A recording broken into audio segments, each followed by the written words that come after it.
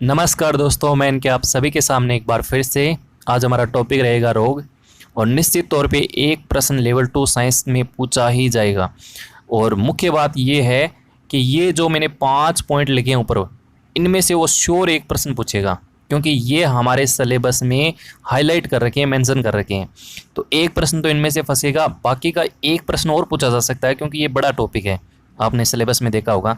तो उसके लिए मैंने 24 पॉइंट नोट किए हैं, तो इनको आप लास्ट टाइम तक जरूर देख के जाइएगा, कुछ हद तक आपकी हेल्प जो है वो जरूर हो जाएगी। तो चलिए फटाफट बिना देरी के पहला पॉइंट ही स्टार्ट कर लेते हैं, जिसको मैंने लिखा है क्षय रोग, जिसको हम तपेदिक या टीबी कहते हैं। अब इसमें समझने का कुछ भी पॉइंट नहीं है, नाम से देखो टीबी सब लोग जानते हैं, ट्यूबरकुलोसिस होता है, तो यही इसके रोग कारक का नाम हो गया।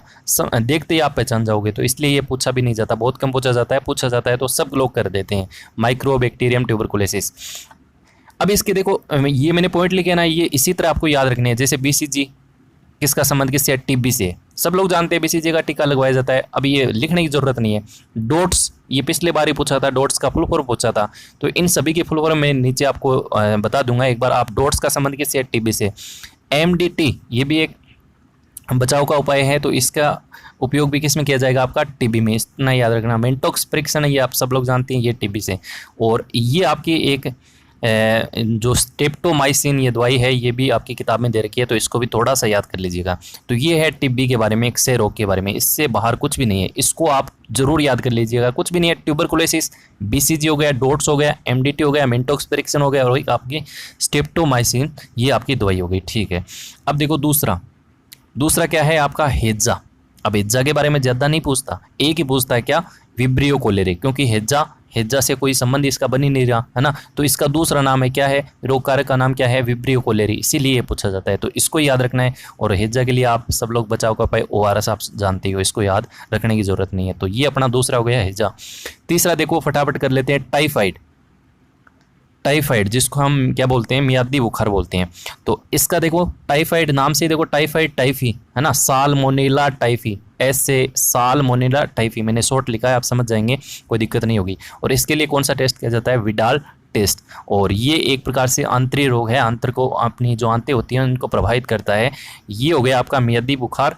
और आहार नाल है ना, ये प्रश्न पूछा हुआ है, इसलिए मैंने लिखा है, शायद कांस्टेबल 2003 में पूछा था कि निम्न में से कौन सा टाइफाइड जो है वो किस अपने जो अंग होते हैं उनको प्रभावित करता है, तो आहार नाल ऑप्शन में था। ठीक है, इसको थोड़ा सा याद रख लीजिएगा।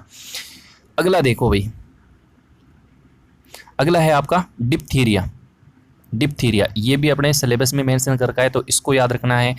इसका क्या हो जाएगा? कोर्नीबैक्टीरियम डिप्थीरियाई। अब देखो, रटने की जरूरत नहीं है, नाम से ही देखो डिप्थीरियाई है ना, इसलिए ये पूछा भी नहीं जाता, बहुत कम पूछा जाता है।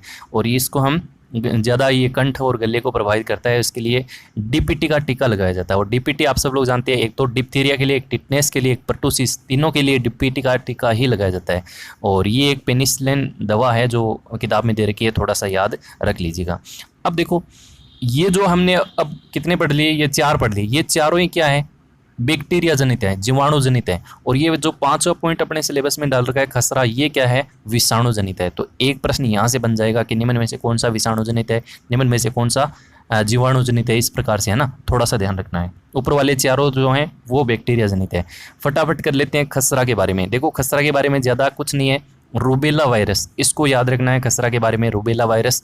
और इसके लिए मिजल्स का टीका भी लगाया जाता है। ठीक है, इतनी बातें हैं बस। अब देखो, यहाँ तक ये आपका एक प्रश्न बन जाएगा, आराम से बन जाएगा, नो टेंशन, इतना हार्ड प्रश्न नहीं बनेगा।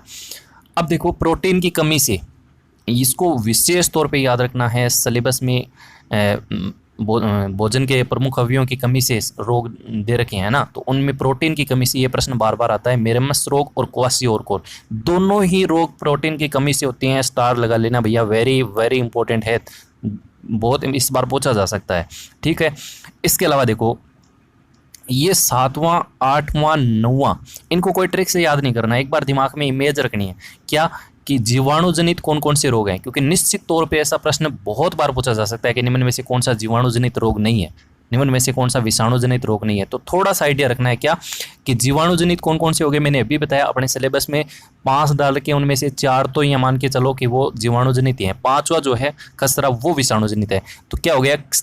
आपका क्षय रोग हो गया, हेजा हो गया, टाइफाइड हो गया, डिप्थीरिया हो गया, यहाँ तक तो कोई दिक्कत नहीं है। इसके बाद देखो ये पीलिया जो है वो अपनी 9th की किताब है उसमें दे रखा है क्या, जीवाणुजनित।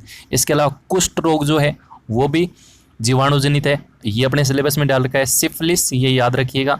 इसके अलावा टिटनेस और न्यूमोनिया, बस इतने याद रखना है, इससे ज़्यादा एक भी याद नहीं रखना है, इनसे प्रश्न बन जाएगा आराम से। इसके बाद देखो विषाणु जनित, विषाणु वायरस की बात करें तो ये खसरा मैंने अभी आपको बताया सिलेबस में मेंशन कर रखा है, वो क्या है, विषाणु जनित। सिलेबस किताब में डाल रखा है पोलियो, ठीक है, आप सब लोग जानते भी हो। रेबीज, इसको भी याद रखना है। छोटी माता या चिकन पॉक्स, मैंने अलग से नहीं लिखे हैं, जो किताब दे रखी है ना RBSE NCERT उनमें से ही हैं। तो ये हो गया आपका चिकन पॉक्स हो गया। इसके अलावा लेटेस्ट पूछे तो ये अपना कोरोना है, ये आप सब लोग जानते हैं। इसके अलावा एड्स है ना, HIV इससे फैलता है आपका, हेपेटाइटिस और डेंगू और चेचक। चेचक के बारे में एक चीज़ तो बहुत इंपॉर्टेंट है कि चेचक की खोज किसने की थी, कमेंट करके जरूर बताइएगा, नीचे मैं आपको बता दूंगा, थोड़ा सोचिए इतनी देर। इसके अलावा देखो प्रोटोजोआ जनित, तो प्रोटोजोआ जनित में सिर्फ 2 याद रखने हैं, 2 किताब में डाल रखे हैं। एक मलेरिया, ये मलेरिया ही पूछा जाता है बार बार, और एक है अमीबाइसिस, तो इन दोनों का ही खेल खत्म करेंगे। इसके अलावा देखो अनुवांशिक रोग, सिलेबस में डाल रखा है, देखा होगा आपने अनुवांशिक रोग, तो इसमें क्या हो जाएगा आपका, हीमोफीलिया हो जाएगा, वर्णांधता हो जाएगा। जो अनुवांशिक रोग होंगे जन्म से होंगे ना, तो वो हो गए आपकी हीमोफीलिया और वर्णांधता। इसके अलावा देखो टर्नर सिंड्रोम, और एक है आपका डाउन सिंड्रोम। तो ये देखो जैसे मोस्टली क्या जनरली 46 गुणसूत्र होते हैं, तो जैसे एक गुणसूत्र मान लो ज़्यादा हो गया तो इसको रोग हो जाता है डाउन सिंड्रोम, एक कम हो गया तो इसको हो गया टर्नर सिंड्रोम, है ना। डाउन है तो ये मत समझना कि ये 45 हो गया ना, एक ज़्यादा है उसको डाउन सिंड्रोम कहा जाता है, ये नहीं पूछा जाएगा, थोड़ा सा याद ही रखना है बस। असंक्रामक रोग, अब ऐसे पूछ सकता है कि निम्न में से कौन सा असंक्रामक रोग नहीं है, इस तरह से थोड़ा सा याद रखना। 2 ही अपने किताब में दे रखे हैं, कैंसर और मधुमेह, इनको याद रखना है बस। देखो मैं फिर से बता रहा हूँ, इन तीनों को विशेष रूप से याद कर लेना है भाई, तीनों को। प्रोटोजोआ में सिर्फ 2 याद रखने हैं, मलेरिया और अमीबाइसिस, ठीक है। इसके अलावा जीवाणु में 4 तो अपने सिलेबस में वो, इसके अलावा पीलिया, कुष्ठ रोग, सिफिलिस, टिटनेस, निमोनिया, 1-2 बार आप देखेंगे याद हो जाएगा। विषाणु में खसरा, पोलियो, रेबीज, छोटी माता, चिकन पॉक्स, कोरोना हो गया, एड्स हो गया, हेपेटाइटिस हो गया, डेंगू हो गया, चेचक हो गया। देखो इनकी ट्रिक बनाने की आवश्यकता नहीं है, ट्रिक बनाओगे ना तो कई देर ट्रिक को याद करनी पड़ेगी, फिर ऐसे ही दिमाग में रखनी है इमेज। अब देखो 12वां पॉइंट वेरी वेरी इंपॉर्टेंट है, किताब में डाल रखा है कुष्ठ रोग। कुष्ठ रोग के बारे में वो सीधा पूछ सकता है कि ये इसका रोग कारक का नाम क्या है, तो माइक्रोबैक्टीरियम लेप्री, ये लेप्री वर्ड ही याद रखना है, बहुत बार पूछा जाता है। देखो दूसरे प्रश्न की बात कर रहा हूँ, एक प्रश्न तो श्योर हम ऊपर कवर कर चुके हैं, 5 जो मेन सर्कल के उन्हीं में से ही पूछा जाएगा। दूसरे प्रश्न की बात कर रहा हूँ तो उसके लिए कुष्ठ रोग को याद रखिएगा, लेप्री वाला पूछा जा सकता है। पीलिया की बात करें तो पीलिया मैंने अभी आपको बताया ये जीवाणु जनित रोग है। कौन सा जीवाणु जनित है, लेप्टोस्पाइरा जीवाणु, मैंने किताब से लिखा है, लेप्टोस्पाइरा जीवाणु किताब में दे रखा है। और इससे सबसे ज़्यादा प्रभावित अंग जो होता है वो अपना लीवर होता है, ये करता होता है, थोड़ा सा याद रखना है। इसके बाद देखो अगला पॉइंट है पोलियो, ये मैंने शायद पोलियो बोल दिया, क्या पीलिया है सर, थोड़ा सा बोलने में हो गया होगा, देखने में कई बार हो जाता है ना, जल्दी जल्दी स्पीड से, टाइम भी नहीं है इतना। तो ये है अपना 13वां पॉइंट है पोलियो। पोलियो किससे फैलता है आपका, एंटेरो वायरस से, किताब में डाल रखा है, ठीक है, एंटेरो वायरस, पोलियो वायरस, ठीक है। और रेबीज के बारे में क्या याद रखोगे, देखो वायरस जनित है रेबीज, रेबीज में सिर्फ रेबडो वायरस याद रखना है, किससे फैलता है, रेबडो वायरस, जल से वो दूरी बना के रखता है ना, तो ये थोड़ा सा इमेज में दिमाग में रखना है। चिकन पॉक्स जो है उसके बारे में याद रखना है, वेरिसोला जोस्टर, हर्पीज वायरस, ये अपनी किताब में डाल रखा है, तो इसको भी रोग कारक का जरूर याद रखिएगा। डेंगू के बारे में मादा मच्छर है और इसका नाम है आपका एडिज इजिप्टी, थोड़ा सा याद रखिएगा, बस दिमाग में एक आइडिया रखना है बस, ठीक है। इसके बाद देखो आपका कौन सा पॉइंट रहेगा, 14 नंबर, मलेरिया। मलेरिया आप सब लोग जानते हैं मादा एनाफिलीज मच्छर के द्वारा फैलता है, और एक बार प्रश्न पूछा था कि मलेरिया के द्वारा कौन सा अंग प्रभावित होता है, तो ये होता है आपका प्लिया, ये थोड़ा सा याद रखिएगा प्लिया, ठीक है। और उपचार के लिए कोनेन आप जानते हो सब लोग। अमीबाइसिस में क्या याद रखोगे, इसका रोग कारक का नाम याद रखिएगा, हिस्टोलिटिका है, हिस्टोलिटिका किताब में डाल रखा है, हिस्टोलिटिका, थोड़ा सा याद रखिएगा, अमीबाइसिस हिस्टोलिटिका, ठीक है। इसके बाद देखिएगा अगला पॉइंट है कि अग्नाशय में इंसुलिन की कमी से कौन सा रोग होता है, तो वो होता है आपका मधुमेह। बहुत बार पूछा हुआ है, इसको जनरली याद ही रखना है। और शरीर में रक्त की कमी से एनीमिया रोग होता है। कई बार ये प्रश्न भी आ जाता है कि किस तत्व की कमी से एनीमिया रोग होता है, तो वहाँ पे लोह तत्व हो तो लोह तत्व कर दीजिएगा, कोबाल्ट हो तो कोबाल्ट की कमी से भी आपका एनीमिया रोग होता है, ठीक है। इसके अलावा देखो अगला 16वां पॉइंट है कि नारू रोग का नाम क्या है, कृमि है, ये याद रखना है। इसके अलावा देखो विटामिन ए की कमी से सब लोग जानते हैं रतौंधी, बी से बेरीबेरी, सी से सकरवी, डी से रिकेटस, सब लोग जानते हैं। कोई विशेष तौर पे पूछ लिया जाता है कभी कभार, ठीक है। चेचक की खोज वेरी वेरी इंपॉर्टेंट है। चेचक की खोज, पेनिसिलिन की खोज, इन दोनों ही आपको फंसाएगा। तो पेनिसिलिन की खोज किसने की थी, फ्लेमिंग ने की थी। और चेचक की खोज किसने की थी, एडवर्ड जेनर ने की थी। और एक बार प्रश्न ये भी पूछा हुआ है कि विश्व चेचक उन्मूलन कब बनाया गया था, 1980। ये डेट भी आप याद रखिएगा, ठीक है, सन भी याद रखिएगा। इसके अलावा देखो ये जो एमओ है, सूक्ष्म मात्रिक तत्व है, इसकी कमी से क्या होता है, तो वो आपका नाइट्रोजनी पदार्थों के उत्सर्जन में कमी आती है। इसको भी याद रखना है, बहुत बार ये पूछ लिया जाता है। आयोडीन की कमी से, ये भी आप सब लोग जानते हैं, घेंगा रोग होता है। और एक होता है आपका जिंक, कमेंट करके बताया जिंक सूक्ष्म मात्रिक है या वृहद मात्रिक तत्व है, ठीक है। तो जिंक की कमी से भी आपका जो जनन क्षमता होती है उसमें आपकी दिक्कतें आती हैं, तो ये भी थोड़ा सा याद रखिएगा। इसके अलावा थोड़ा सी हम फुल फॉर्म की बात करें तो बीसीजी की फुल फॉर्म क्या होगी, बेसिलस क्लेमेट ग्यूरिन, ये थोड़ा सा याद रखिएगा। पिछले बार जैसे डोट्स के बारे में पूछा था, directly observe therapy short course है ना, तो इस तरीके से आपका बीसीजी के भी पूछ सकता है, थोड़ा सा याद रखना।